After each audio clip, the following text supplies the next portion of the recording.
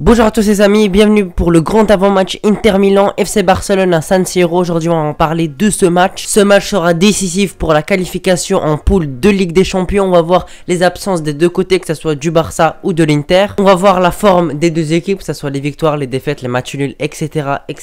Également on va voir simplement quel 11 faut-il aligner pour battre l'Inter Milan. Et aussi on va voir qui est favori pour ce grand choc de Ligue des Champions. Donc les amis, restez bien jusqu'à la fin de la vidéo pour avoir toutes les informations, c'est très important. Et également en fin de vidéo je vais donner mon pronostic. Allez les amis, on perd pas plus de temps, c'est parti pour la vidéo.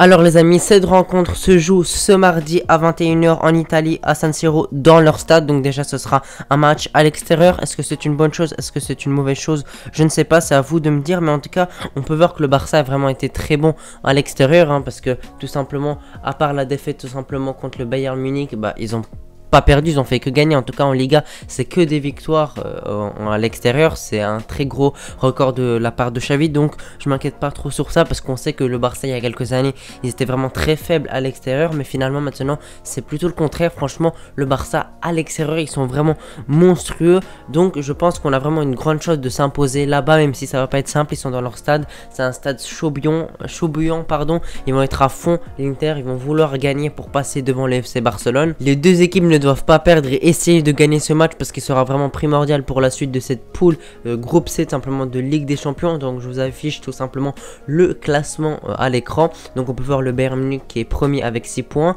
puis il y a le Barça simplement qui est deuxième avec 3 points, à l'égalité avec l'Inter Milan avec 3 points, et le Viktoria Plzen est dernier avec 0 points. Donc simplement l'Inter et le Barça sont à égalité, mais le Barça a plus de goal average, du coup ils sont plus devant. Donc pour l'instant le FC Barcelone est qualifié, mais attention, c'est que le troisième match de Ligue des Champions. Et donc si on veut gagner simplement cette poule et essayer d'être minimum deuxième, il faut absolument les battre, parce que déjà ça sera à l'extérieur et on sait que simplement à domicile au Camp Nou il y aura plus d'ambiance, le Barça sera plus à l'aise à domicile. Donc si jamais on réussit à gagner là-bas à San Siro, franchement on aura vraiment un gros avantage pour la qualification.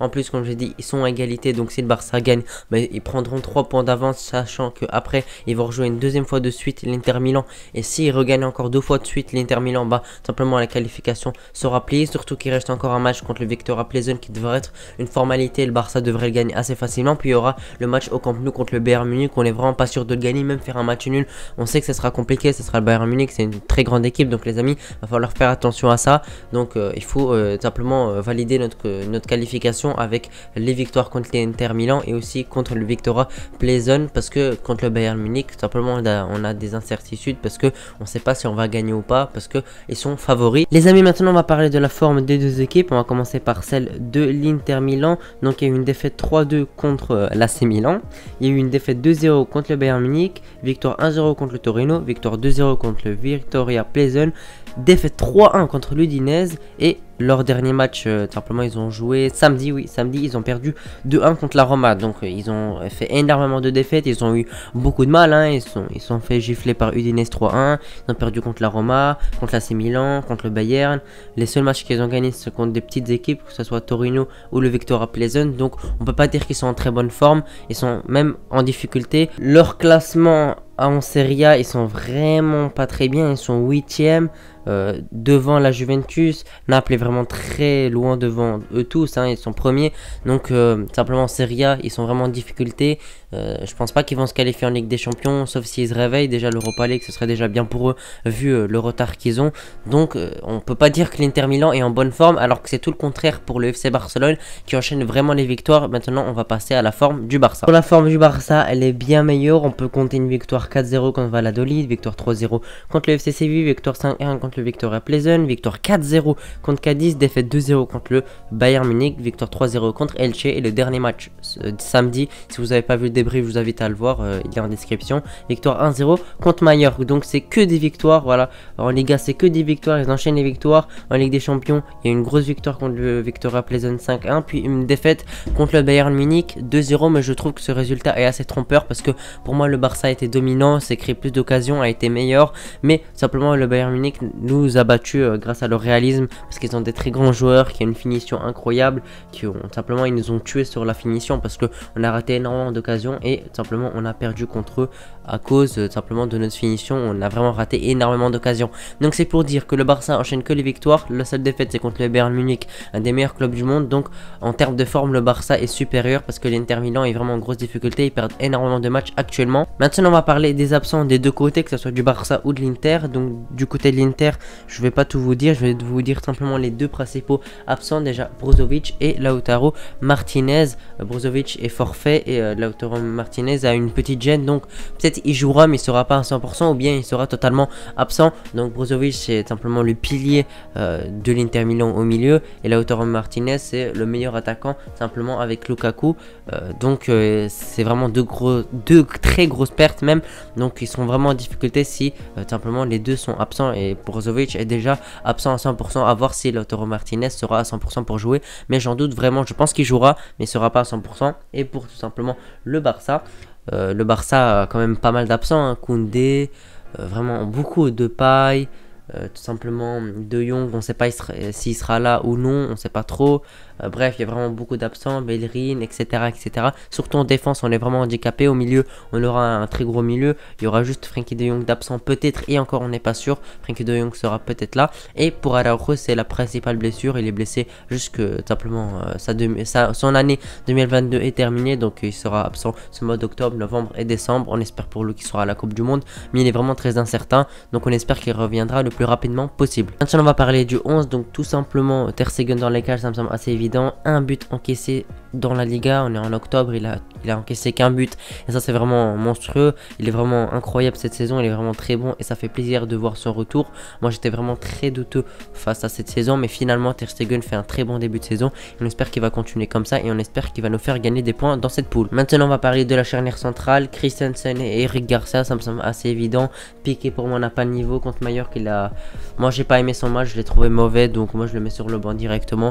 Christensen et tout simplement Eric Garcia. Christensen est très bon actuellement, que ce soit avec le Danemark ou avec le Barça, et Eric Garcia c'est un joueur assez jeune qui a peu d'expérience mais qui peut sortir des gros matchs, donc moi je le fais confiance et je le mets titulaire. Maintenant les latéraux, à gauche tout simplement Baldé et à droite Sergio Roberto. Pour moi c'est les deux latéraux qu'on peut avoir. Déjà à droite on n'a pas trop le choix parce que tous nos latéraux de droite sont blessés, Bellerin est blessé, donc on est obligé de mettre un milieu de terrain parce que à la base Sergio Roberto et un milieu de terrain à droite tout simplement. Et à gauche on met Alejandro Baldé qui fait des très beaux matchs actuellement. Il a que 18 ans, 19 ans, corrigez-moi en commentaire, et il fait vraiment que des grosses performances, donc moi j'ai totalement confiance en lui dans ce match et je pense qu'il pourrait vraiment être monstrueux. Maintenant le milieu, Busquets, Pedri et Gavi, c'est le meilleur milieu qu'on peut avoir. Gavi a fait un gros match contre Mallorca. Pedri, tout simplement c'est Pedri, c'est du Pedri. Je pense qu'il pourrait nous sortir encore un très gros match. Donc moi j'ai pas de doute par rapport à ça. Et Busquets, pour moi il est fondamental pour le jeu du Barça. Il est très bon actuellement. Il faut deux jeunes qui courent pour lui et c'est le cas. Donc Busquets, je pense qu'il est à disposition pour faire un grand match et j'en doute pas. Maintenant pour l'attaque à droite, je pense que vous n'êtes pas étonné. Rafinha, voilà, Rafinha vraiment. Il est monstrueux, il a été monstrueux avec le Brésil, il est très bon avec le Barça. Je compte sur lui pour faire un gros match, j'espère qu'il marquera, j'espère qu'il sera décisif dans ce match. En tout cas moi j'ai pas de doute parce que Rafinha c'est un très jeune joueur qui a encore beaucoup de potentiel, qui peut encore progresser mais qui reste un grand joueur, que ce soit par sa qualité de dribble, de frappe de loin, ses enroulés, ses percussions, ses crochets, etc., etc. Donc moi je compte sur lui, je pense qu'il fera un grand match et j'espère qu'il va nous impressionner. À gauche Ousmane Dembélé, le match contre Mallorca il n'a pas été très bon pour Dembélé, mais globalement il n'y a pas beaucoup de joueurs qui ont été bons contre Mallorca. C'était le retour de trêve, c'était un peu compliqué, mais je compte sur Dembélé pour faire un grand match. Je compte sur Dembélé pour marquer parce qu'il marque très rarement. J'espère qu'il sera décisif, que ce soit par un centre, par une passe D, par un corner, par un coup franc. Bref, j'espère qu'il sera décisif et j'espère qu'il nous montrera son talent parce que franchement ces débuts de saison il est vraiment très bon et j'espère qu'il va continuer comme ça. Maintenant en pointe, qui d'autre que lui? Lewandowski, pour moi pas de doute par rapport à sa titulaire directement, pas besoin d'en discuter. Lewandowski fait une très grande saison actuellement, un très bon début. Il a encore marqué contre Mallorca, le seul but du match qui nous a sauvé et qui nous a permis de prendre les 3 points. Il est très décisif actuellement. À des moments où on est en difficulté, il arrive à sortir son coup de génie par un but, par une remise, par une passe décisive, etc., etc. Donc Lewandowski titulaire directement et on espère qu'il sera décisif contre l'Inter Milan. On espère qu'il nous fera gagner parce que ce match est vraiment très important pour le Barça. Il sera vraiment décisif pour la suite de la saison. Voilà les amis, j'espère que vous appréciez la vidéo. Si vous l'avez appréciée, n'oubliez pas de lâcher un pouce bleu et de vous abonner, ça me ferait vraiment énormément plaisir. N'hésitez pas à me donner votre pronostic dans les commentaires. Moi je vois une victoire du Barça 3-1. Je vois le Barça quand même dérouler et être supérieur à l'Inter. L'Inter n'est pas sur une belle forme et je suis très confiant pour la victoire du Barça. On espère qu'on pourra s'imposer parce que ça nous permettra de quasiment boucler cette qualification. Bien évidemment, il restera le match retour contre l'Inter, le match retour contre PSV, le match retour contre le Bayern. Mais franchement, si on gagne ce match-ci contre l'Inter, on pourra vraiment prendre une option pour se qualifier. Voilà les amis, j'espère que vous appréciez la vidéo. On va se retrouver pour une prochaine pour le débrief. Restez bien abonnés et avec la cloche pour recevoir la cloche, simplement la notification pour ce débrief Barça Inter Milan. Allez les amis, ciao.